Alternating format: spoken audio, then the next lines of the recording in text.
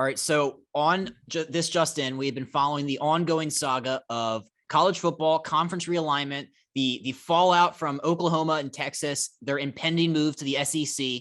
And I thought this was really interesting. And this is kind of a new wrinkle to this whole thing was I saw the commissioners from the Pac-12 conference and the Big 12 conference are going to meet this week to discuss a potential working relationship, whether that be a merger or a schedule alliance. So obviously everybody's reeling from the news from the Oklahoma and Texas, leaving the conference in the coming days. It's really interesting because all these other smaller schools in the Big 12 are realizing that, oh my God, once these two guys leave, it's not going to be the same. And I found this, the article had a really good point. They said in 2018 and 2019, Texas and Oklahoma averaged 3.2 and 3.8 million viewers for their games. And everybody else in the Big 12 averaged 886,000. So when you think about carrying the weight of the entire conference, those two schools, once they're out, it's gonna be insane. What do you think about a Big 12 Pac-12 merger, schedule alignment? Like, does that excite you? Would that help these two struggling conferences? It does not excite me one bit. I'll just be completely honest with you. For me, what held the Big 12 up was Oklahoma and Texas, and now that they're gone, I think when Baylor and Coach Rule's there, no disrespect to what's going on there, I really don't follow the program now. I know that with COVID, everyone had a down year. I don't know. Nothing excites me in the Big 12 other than those two big brands. Now that they're gone and they joined the best conference in all sports, in all of college, at least when it comes to football and a quality basketball conference as well. Someone was making debate too, like, the basketball won't be as good in SEC. Well, so what? Now it got a lot better. Texas is a solid program. Oklahoma's a solid program. Obviously, you got Kentucky and South Carolina's made some run. Florida's made some run. So that's a solid. Vanderbilt, they're not as good as they used to be, but they have some good teams. So I don't know. I'm just kind of off the wall with that on the SEC talk. But to me, that does not excite me. Of like TCU versus like Arizona State, like that doesn't. No respect to those schools. Like I went to Temple. Like I didn't go to a big powerhouse. Like Temple versus like Tulane. That doesn't excite people either. I get it. And I'm a part of it. I did it. So. But there's a need for it. Sure. If you want to combine them and everything's good, that's fine. But for me, what excites me would be like, them joining the American Athletic Conference. And I'm biased because I'm an American Athletic Conference guy, and it'd be better for the American than it would be for the Big 12. But the American Athletic Conference has massive cities: Houston, Dallas, Orlando, Tampa, Annapolis, Maryland, the capital of Maryland, Philadelphia. Massive city, obviously top 5 sports market in the country. Huge brands. Small college towns, ECU, Tulsa, Tulane. You have New Orleans, another big city. So you add the Big 12 and you got an SMU versus a TCU. You're now all of a sudden you have that Power 5. The American bumps into the Power 5. And I'm biased. So that you asked what intrigues me. That's what intrigues me.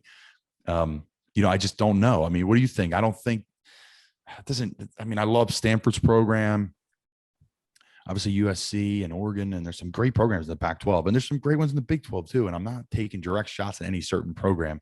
I just think when you lose those two powers, it's just hard. It's just hard. They know it. They're just tied to Texas. They're tied to Oklahoma, and without them, not the same. I just think it's so interesting that each of these two conferences, like it kind of actually makes sense if you think about it, them joining forces, because what does the Big 12 need right now? They need a life preserver because they're dying. Because once their two powerhouse schools leave, they're basically dead. They're dead in the water. They're not a Power 5 anymore. And if on the flip side, what does the Pac-12 need? They need more like 12 p.m. Eastern start times. They need to have, they experimented with this last year in 2020 with COVID. There was like a USC game on Fox at noon, which their time, it was like 9 a.m. So I'm sure they didn't like that. But, expanding their scope of reach to more towards the eastern side of the country, the East Coast sports bias, I think that would actually make a lot of sense. And even if it's not a merger, even if it's just a schedule alignment, I think getting them outside the Pacific time zone is going to be crucial because, as much as I love Pac-12 after dark, staying up till like 2 a.m. watching, USC take on Arizona State, I think it would be great to have it in a decent hour. Yeah, I think that makes sense.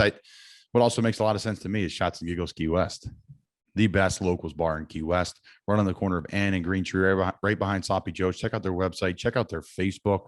They have beer and drink specials all week long. Tell Steve, tell Hanya, the owners, locals that own the bar in Key West. These aren't people that are, living somewhere else and are, collecting rent from somebody or whatever. These people that live, they work, they breathe, they support locals down there. They employ locals. And it's really a fun, great locals bar, NFC East bar. We talked about the East Coast bias, NFC East, great football. And they're watching those games on Sundays. They're watching every game. They got the Sunday ticket. They got the potluck situation going in the back there on Sundays. It's a great NFL town. Key West is. Not a lot of people know that, but an awesome place to watch NFL games. No better place to watch them than Shots and Giggles in Key West, Florida. Check them out. Tell Steve and Hanya that us and Not For Long Media sent you. So I agree, Justin. I think, to me, whatever they do is fine, right? There's always going to be backlash. There's always going to be blowback. There's always going to be, it was better this way. It was better that way. You're right. It was. It always was, right? But you don't appreciate something probably till it's gone. So if the Pac-12 goes to the East Coast time zone, then there's no games for us to watch at 10 o'clock at night.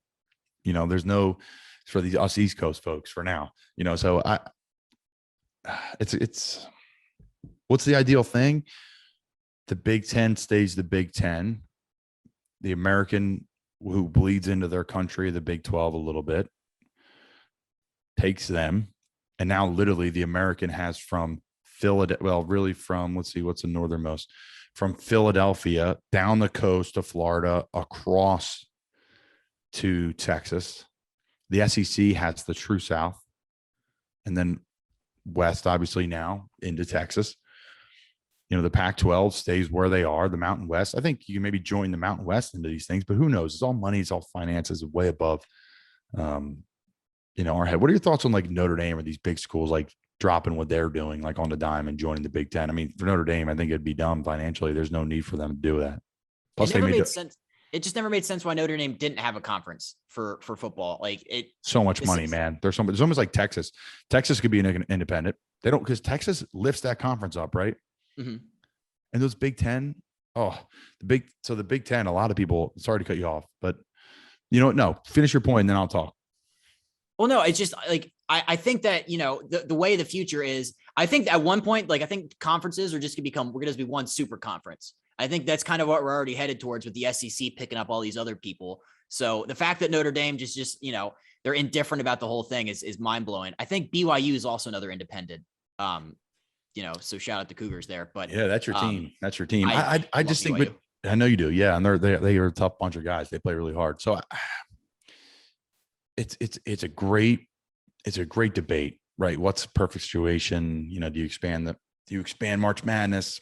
I'd love for people's comments on this. Just shoot us a comment on Twitter or something, or on this YouTube below. Let us know your thoughts on this. Let us know what you think it should be. Should it be a Sweet 16? Should we do a March Madness situation? I mean, hey, let's do it. If you think it's going to be great, I just say beware, because these big dog teams are going to get people hurt. Literally, you're playing App State versus Alabama. You App State kids, you get your hands full, and it's no disrespect to that place. It's just every kid's a 5-star. Every kid's an NFL type size player. So I'm for it. I really am. How do you make it work? How do you make it work financially? How do you make it work for the safety of the player? How do you make it work for everyone included? Travel, logistics. There's a lot going on. I think Notre Dame should stay exactly where they are, whether I think is right or wrong. They make so much money. Why would they want to go to a conference and then divvy that money up to other people? It makes sense to me not to, if I'm a business. And then something about the Big Ten that a lot of people don't know, or maybe they do, is the Big Ten network they own independently. So everyone gets a piece of the Big Ten network. So that Big Ten network, say Penn State gets 20 million, Illinois gets 20 million, Northwestern gets 20 million. The SEC network is owned by ESPN. Now, I think the schools get a percentage, but they don't get that big percentage like the Big Ten do. So there's a lure to go to the Big Ten for money, but I don't know who would be qualified enough to go there. Maybe BYU could be a team. They're too far west, but really west. So who knows? It's always a great debate.